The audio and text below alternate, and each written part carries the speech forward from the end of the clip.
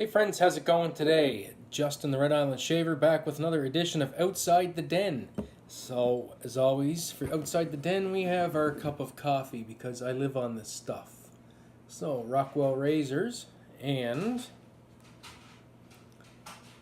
friends don't let friends shave with cartridge razors. This is the point for today's video. So, with the Outside the Den, these are going to be a little bit longer than they have been. I'm going to aim for around 10 minutes or so.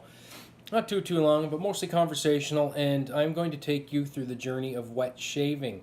I have more people subscribing, friends and family are checking out the channel, and I'm sure a lot of them are probably perplexed as to why. What is this whole wet shaving thing all about? Why do people do it? And hopefully I can clear some of that up and take you right through the process. And if I can enable some people to jump on the bandwagon, so to speak, then great. So I think the resurgence of wet shaving has really come around, of course, with the internet and social media and all those things. That's how I got into it. I was watching TV one night and I seen an ad come up for the MicroTouch 1, which is it's kind of a cheaper made double-edge safety razor, and I thought, is this still a thing? So I started Googling, started doing some searching, and sure enough, it is very much a thing. And next thing you know, I'm right into it, and here we are today running a YouTube channel based all around it. So what is wet shaving? So basically wet shaving is using a double-edged safety razor or a straight razor, some high quality software and a brush, and kind of going back to the older way of doing things. Today's products in the mass produced shaving industry are really, they're not that great. I know myself, I used to shave once a week. It was horrible, it was painful, and it was expensive.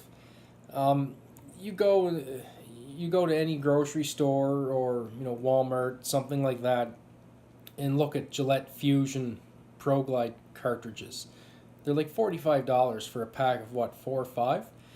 You can get an entry-level double-edged safety razor for $30, and if it's taken care of, it'll last you a lifetime. You can get a 100-pack of blades for 13, 14, 15 bucks. Get a brush, get some nice soap, and away you go. That investment pays for itself within a couple months. And just the shaves are better. If you've ever noticed, if you're out and about, you see people and they're clean shaven, but right down around their neck, right down here, you see the telltale splotchy red marks and stuff like that. And you may think to yourself, oh man, that person has a rash. Well, no, they don't have a rash. That's bad shaving equipment. That's all there is to it. Today's razors, they tug, they pull. They actually pull your hair out. They shave it off above the surface of the skin, and then that follicle goes back underneath your skin, and you end up with ingrowns and irritation. And you don't get any of that with the wet shaving once you learn the techniques. Also, a big part of it is just it becomes a ritual. For most men, shaving becomes a chore. It's a task. It's something you have to do, especially for people that have to be clean shaven for work. It just becomes something you have to do, and you just resign yourself to having to do it. And it doesn't have to be that way. It can be enjoyable. It can be pleasurable, and it can be something you take pride in and you enjoy doing. More coffee.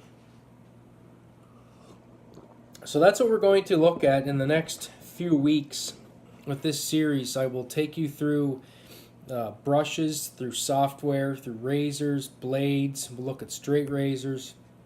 We're gonna look at the whole big picture. But this is mostly just talking about the wet shaving. For me, I find it very relaxing. It just gives you time of the day to just slow down and just do something for yourself with no distractions.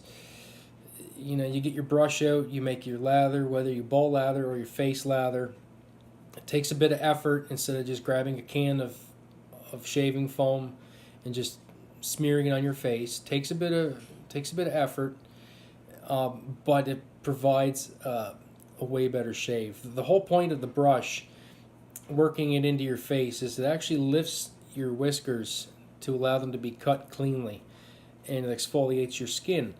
When you combine that with a good razor, a good blade, and the high quality aftershaves, it leaves your face feeling smooth. I just had a very, very nice shave myself using some of my favorite products, and my face is nice and smooth. It's not red, it's not irritated, and it just feels nice, as opposed to grabbing a multi-blade cartridge razor, some canned goo, and just hacking everything up and then spending the rest of the day in pain.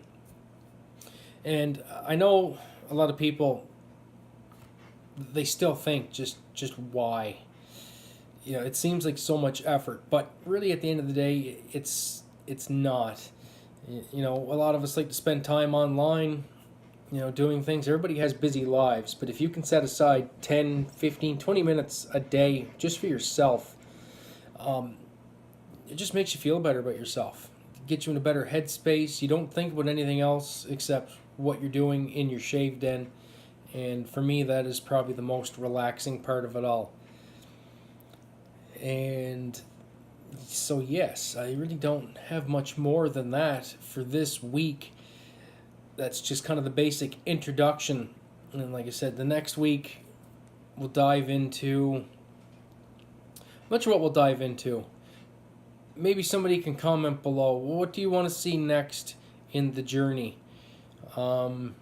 Razors, brushes, mapping your beard. I mean, we're going to go through all of that, but if somebody wants to comment below and just put what the next part of the journey should be, then by all means go ahead and do that. Part of these series is also highlighting the artisan for the weekend. So this weekend I'm going to be using First Canadian Shave Company again. Randy is my favorite artisan at the moment. I'm not ashamed to say it. And his products work very well for my skin and for my style of shaving, which is predominantly straight razor shaving. These products are marketed for the straight razor user in mind, which means you get a high quality product, lots of cushion, lots of glide, and an incredible amount of slickness, which is very important when you're using something that's razor sharp and can really hurt you if you're not careful. So the soap we're going to look at this weekend is Night Moves. I don't have the sample down here with me, so I can't give you a sniff on camera, but it is sitting up in the den in the lather bowl already and ready to go. And Night Moves is Randy's take on Creed Aventus with a little addition of his own. He has this vanilla bourbon in the scent as well, and I must say it smells amazing. I actually have Creed Aventus, and I put some on yesterday just to compare the two. So I put some on my wrist, and grab a big sniff in the wrist, grab a big sniff of the lather bowl, and they are almost identical. And this new soap is in Randy's second formula, his new firmer formula, so I'm really looking forward to seeing how that performs. I'm not anticipating any difficulties whatsoever. So that's just a brief introduction to wet shaving, why we do it. Basically, we just do it for the better shaves. None of us are really saving any money at it now because we get right into it as a hobby, but it's just for the better quality shave. And that's about all I have for today. So that's it. Hopefully you enjoyed this video, and I look forward to seeing you all on the weekend when I will show the complete ritual of the wet shave, and then we'll break it down in the following weeks and just dive into the different parts and pieces that bring everything all together. So that's it for me. As always, friends, have a great day and an even better shave. We'll catch you for Night Moves on Saturday. Bye.